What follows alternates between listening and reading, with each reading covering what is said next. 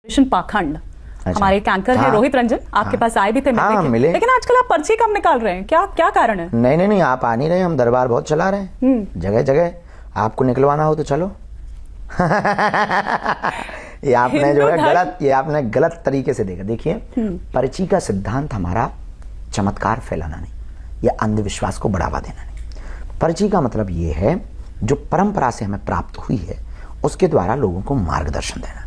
हम कोई चमत्कार नहीं करते, भगवान चमत्कार करता है। इस देश में बहुत सी ऐसी पद्धतियां रही। परकाया प्रवेश की पद्धति आदि जगत गुरु शंकराचार्य के पास थी। ये पर्चा वाली पद्धति भगवान महर्षि वाल्मीकि जी से शुरू हुई है। इसके लॉजिक को समझना है। महर्षि वाल्मीकि जी आदि कवि है। उन्होंने पर्चे पर लिखकर रखा था कि आने वाले समय में रावण का वध करने के लिए राम होंगे, सबरी के घर जाएंगे, इसलिए उन्हें आदि कवि कहते। आदि कवि का मतलब जो पहले लिखते। उन्होंने रामायण की रचना पहले की थी। ये वो पद्धति है।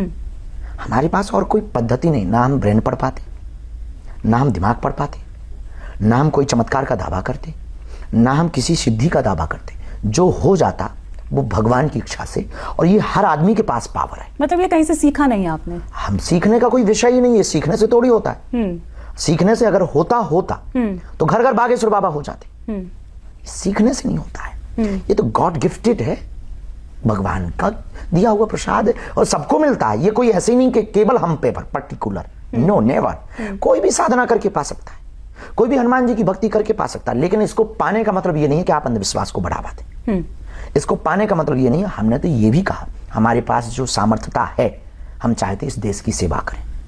हमारे पास जो सामर्थ्यता है, इस देश में होने वाले आने वाले प्रपंच, होने वाले हमले, होने वाली व्यवस्थाएं अव्यवस्थाएं, उनके लिए कोई हमसे पूछे।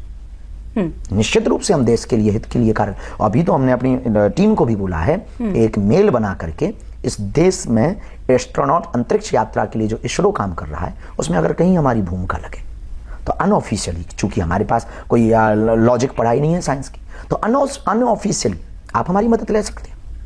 हमें कोई दिक्कत। आखिरी सवाल मैं आपसे करना चाहूंगी, क्योंकि ऑपरेशन पाखंड की मैं यहाँ पर बात कर रही हूँ। आपने कहा भी पर्ची निकालने के लिए, तो मैं अपनी पर्ची की तो नहीं, लेकिन आप चूंकि इतनी तारीफ अगर करते हैं उस मुहिम की, आपको बार बार बुला रहे हैं, तो आपको आना चाहिए रोहित के शो पर। हमने बिल्कुल कहा, बेझिझक कहा, चाहे जब आ सकते हैं, चाहे जब।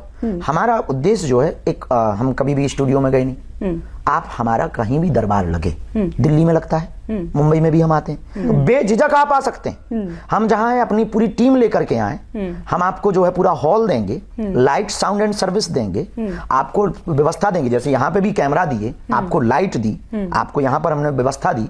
हम आपको पूरी आपकी पब्लिक को बैठने के लिए लोगों की व्यवस्था देंगे।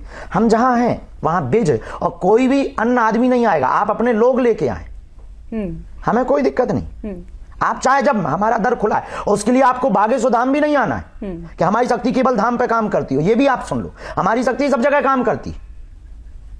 तो आप यहीं आ जाएं स्टूडियो में, तो यहीं दिल्ली में ही बैठे। ये हमारा नहीं है, हम आपको बता दें, ये हमारा नहीं है स्टूडियो। आप आ सकते हैं बेझिझक, हमें कोई दिक्कत। जो हम पे है वो हम बताएंगे, जो हमारे पास कृपा है वो हम जताएंगे।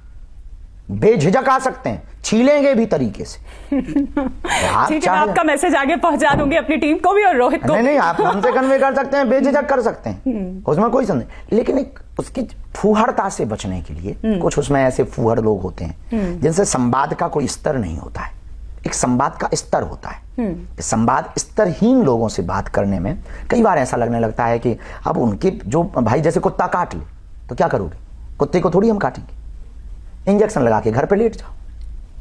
तो स्तरहीन जो फुहड़ता, जिनको इन सब के प्रति बहुत ज्यादा सकारात्मकता नहीं है, तो उनको देखना चाहिए, आना चाहिए, प्रश्न करना चाहिए।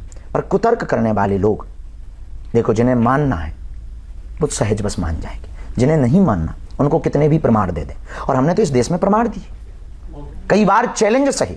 और ठीक आपके आने के पहले भी हमने राजस्थान में चैलेंज लिया पत्रकारों के बीच में। तो आप तो बेझिझक आ सकते हैं। हमने तो कई बार अपनी परीक्षा दी है, और हम क्यों बचेंगे? और आपने ये गलत बोला है कि हम भागे हैं, और कई बार बुलाया है। हमारे पास सिर्फ एक बार आए, कई बार हमारे पास नहीं आए हैं। नहीं, शायद उन्होंने संपर्क साधने की कोशिश की। अब हमारे पास एक बार संपर्क आया, हम कह सकते हैं कि हमारी वेबसाइट पे या मेल है या हमारे मनोज त्यागी जी हैं, आप उनसे हमारे पास एक बार संपर्क आया है, बार बार नहीं आया है। एक बार आया है तो हमने सहजवश स्वीकार किया, आपने कहा है तो हम सहजवश स्वीकार करते हैं, क्योंकि हम बहुत बार चैलेंज ऑलरेडी दे चुके। सीता से ज्यादा तो हमने परीक्षा दी, माता सीता से ज्यादा। बहुत बहुत शुक्रिया।